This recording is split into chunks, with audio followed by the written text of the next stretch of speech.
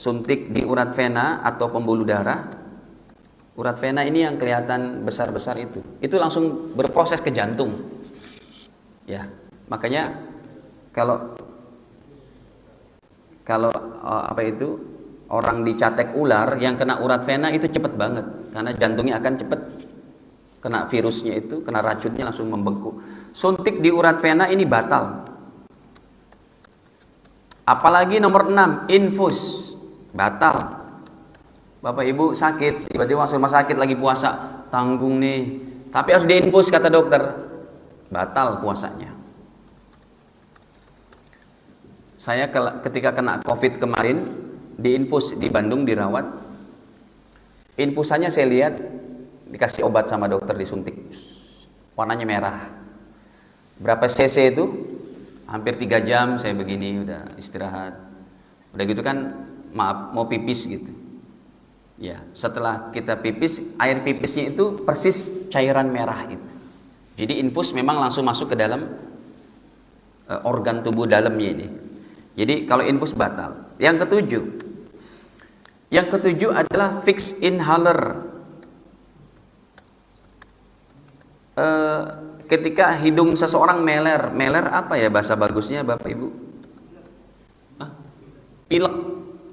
Pilek belum tentu meler Pak, paling ini meler hidungnya, atau pilek gitu ya. Kemudian dia pakai fixed inhaler gitu dan sembuh dalam keadaan puasa, itu tidak batal. Tapi bila pakai fixnya tidak ada hajat, maka hukumnya makruh. Lagi santai-santai gitu di rumah di sofa, habis sholat duhur gitu, sambil pakai fix, itu makruh kalau nggak ada hajatnya. Makruh artinya apa? Dibenci. Ya, bila tidak ada hajat, nggak ada sakitnya maksudnya, ya, maka ini makruh. Kemudian pakai obat tetes mata. Ulama katakan tetes mata tidak batal. Kemudian pakai obat asma, inhalasi gitu. Ya, pakai obat asma itu nyedot tabungnya begitu, nyedot cairannya. Ya, karena dia masuk ke dalam paru-paru, ya, ini batal. Ya batal, nanti dikodok. Nomor 10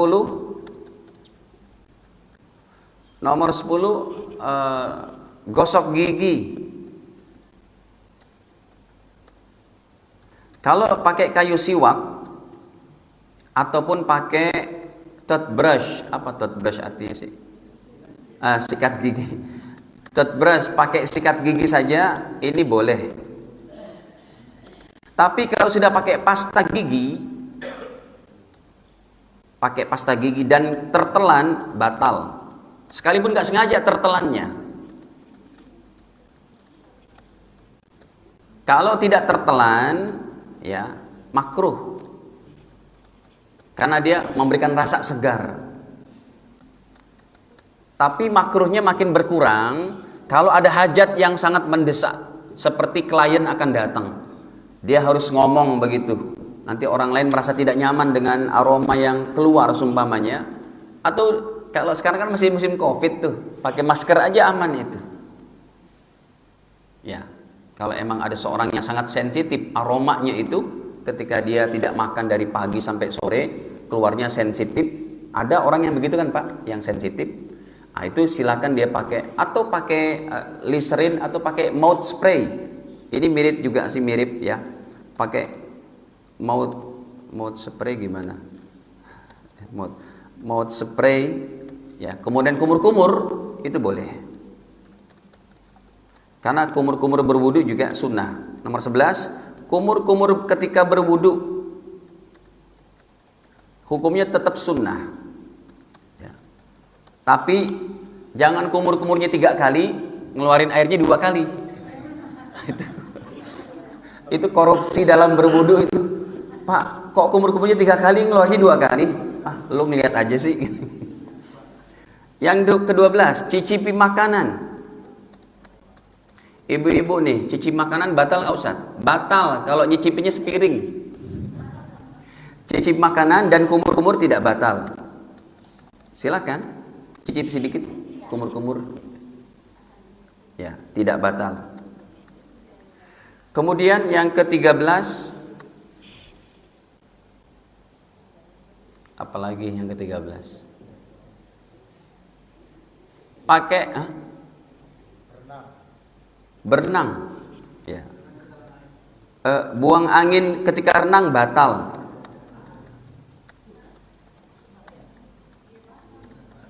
Prinsipnya bagaimana? Orang lagi berenang, lagi puasa tetap boleh. Kalau kepala kan bisa dipakai apa tuh? Penutupnya. Ini juga bisa pakai ditahan gitu. Pokoknya jangan masuk dari 1, 2, 3. Nah, yang 4 tuh mohon maaf, pelepasan belakang. Dia lagi berenang, buang angin, prinsipnya begini, angin keluar, itu air masuk. Jadi air masuk saja itu sudah masuk ke dalam yang bagian inside, batin, maka batal. Seperti juga orang yang kena penyakit sembelit, sudah 3 hari lagi puasa enggak buang air, maaf. Kemudian dia pakai dulkolak, tahu alatnya tuh obatnya dulkolak, ya, kayak pulpen segini, nanti dikasih cairan, lalu maaf dimasukin ke dalam lubang anus supaya apa? Kalau dia masuknya segini itu batal. Makanya kalau kita istinja, mohon maaf, itu paling cuma segini saja. Lebih dari ini bisa batal karena masuk dalam bagian yang inside. Atau seperti sembelit pakai dulkolak atau yang ke-15 ambeien, obat ambeien. Ini batal semuanya, ini harus diketahui, ini batal. Ambeien juga batal itu, pakai obatnya itu. Ya. Bukan obat, kalau minum kan pasti ya, obat yang dimasukin ke dalam anusnya itu, ya. Obat untuk ambeien ini batal. Gitu. Banyak ya. Yang ke-16 apa? Korek kuping termasuk batal ini karena masuk ke dalam yang batin. Kalau dia kedalaman gitu. Korek kuping sama pakai tetes telinga batal ini. Hati-hati. Jadi lebih baik untuk pakai cotton budnya itu kalau emang mau dalam-dalam malam hari aja, ya. Jangan siang hari, khawatirnya batal itu masuk ke dalam area yang inside, yang batin. Tetes telinga ini bisa batal itu. Ngupil sih tidak. Kan sunnah tetap berkumur-kumur serta menghirup air ke hidung. Lagi apa? Berwudu. Ya udah ditulis deh 17 ngupil. Bahasa bagusnya apa?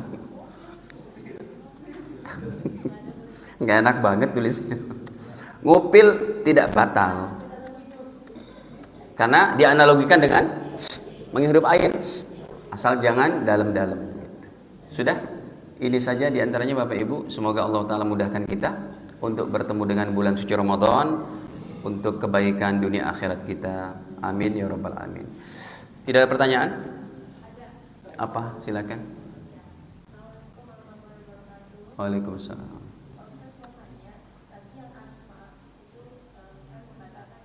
Ya. Karena saya tanya ke dokter, Bu Dokter, Pak Dokter, kalau orang pakai hirup obat asma itu dia kemana masuknya? Ke paru-paru Pak Ustadz. Nah itu kan ada cairannya, ada seperti uapnya, itu batal. Oh yang ke-8 belum ya, 18 ya Bu, sebentar. Merokok. Ya. Ini batal dan haram.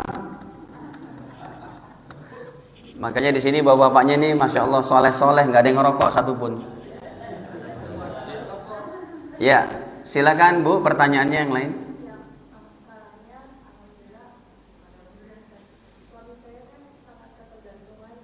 Oh, ya.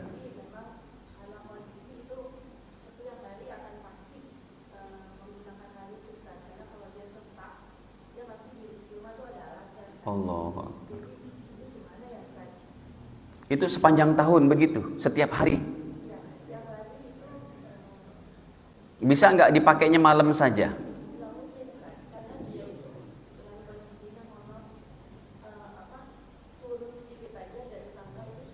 Baik, berarti ini penyakit yang kategori sudah sangat berat, ya, berat. Jadi orang yang seperti ini dia cukup tidak apa-apa tidak puasa tapi bayar fidyah. Ya, Makanya tadi saya tanyakan, apakah ini tiap hari? Apakah bisa ditunda malam hari saja? Kalau emang ternyata tidak bisa, ilmu medis ini bisa dijadikan fatwa bahwa suami ibu yang seperti ini penyakitnya karena emang sama sekali tidak bisa. Kalau jawabannya bisa Ustadz malam hari, nah berarti siang hari tetap wajib puasa. Makanya itu para kuli bangunan itu bukannya boleh mereka tidak makan sahur. Kuli bangunan tetap wajib puasa, tapi makan sahur dulu. Kalau sekitar jam 9, jam 10 dia banyak kerjaan, ngangkut pasir, baru nggak kuat, baru berbuka. Itu pun berbukanya jangan di depan toko bangunannya, bukan di depan bangunannya sedang dibuat, di dalam sembunyi-sembunyi. Gitu. Besoknya tetap makan sahur lagi, begitu. Kasih tahu sama kuli bangunan yang punya, ya, Pak Ugi ini mungkin kontraktor gitu kan. Puasa loh, enak aja. Sahur dulu, gitu caranya. Jangan langsung nggak puasa gitu. Sahur, jaga sholat, nanti udah nggak kuat boleh makan. Kalau tendernya udah selesai di bulan Ramadan, bulan lain barulah dikodok tuh selama 11 bulan. Makanya bagusnya itu tender yang maaf orang kuli bangunan jangan masuk bulan Ramadan supaya ya terserah mandornya juga. Jadi gitu Ibu. Boleh tidak?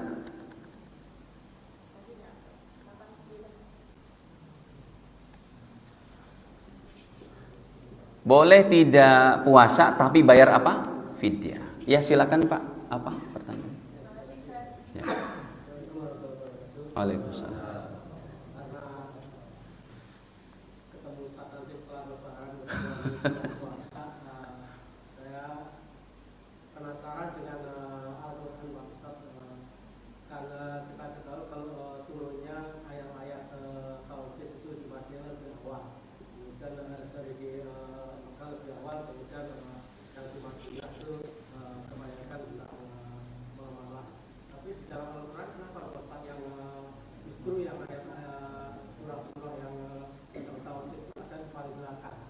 Ya.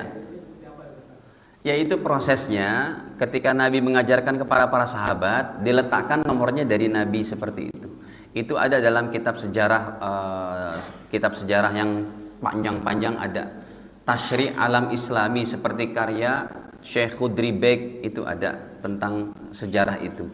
Jadi bagaimana Rasul mengajarkan ini letakkan di sini, ini di sini. Seperti surat An-Nas tadi itu Makkiyah, tapi justru posisinya pada 114 gitu. Itu ayat tentang ayat tauhid adanya di Makkiyah. Nah, penentuannya dari Nabi Muhammad. Bahkan ayat pertama yang turun Iqra bismi rabbikal ladzi khalaq itu berada di juz 30. Rasul yang menginikan kepada para sahabat.